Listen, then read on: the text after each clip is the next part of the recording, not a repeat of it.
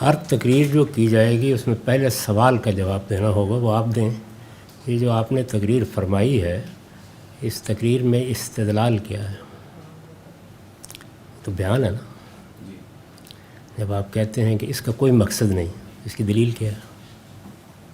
یا اگر میں کہوں کہ مقصد ہے تو اس کی دلیل کیا ہے؟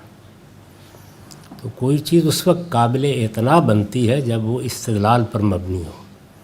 کسی خوبصورت تقریر کا کوئی جواب دینے کی ضرورت نہیں ہوتی۔ ہمارے سب خطباء آپ دیکھیں دیہات میں کر رہے ہوتے ہیں، وہ پہلے جملے سے بےمانی ہوتی ہے، آخر تک بھی بےمانی رہتی ہے۔ جو آپ نے سنا یہ سبق ہے اس بات کا کہ میں نے آپ کے سامنے ایک بات بیان کی، آپ کو سب سے پہلا سوال مجھ سے کرنا چاہیے اس کی دلیل کیا ہے؟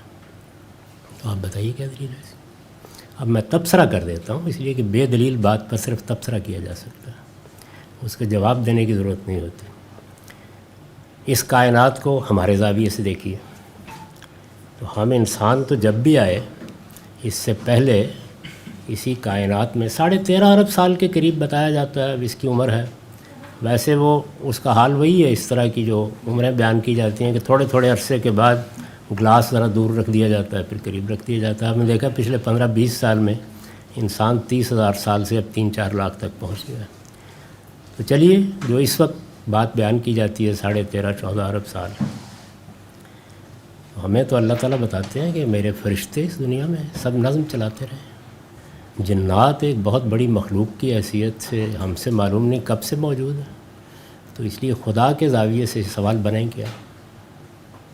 اچھا، پھر دوسری بات وہ یہ کہتے ہیں کہ یہ ساری کی ساری کائنات جو ہے یہ اصل میں بکھرا ہوا میٹیریل ہے، میں نے اس کو بکھیر دیا ہے، میں اس کو جمع کروں گا اور یوم تبدل الارض غیر الارض والسماوات ابدی دنیا بنا دوں گا۔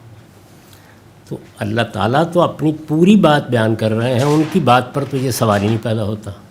اب اگر کسی سائنسدان کی تنگ نظری صرف انسانی کو دیکھ سکتی ہے یا چونٹی کو دیکھ سکتی ہے تو وہ اپنے دماغ کا علاج کرے۔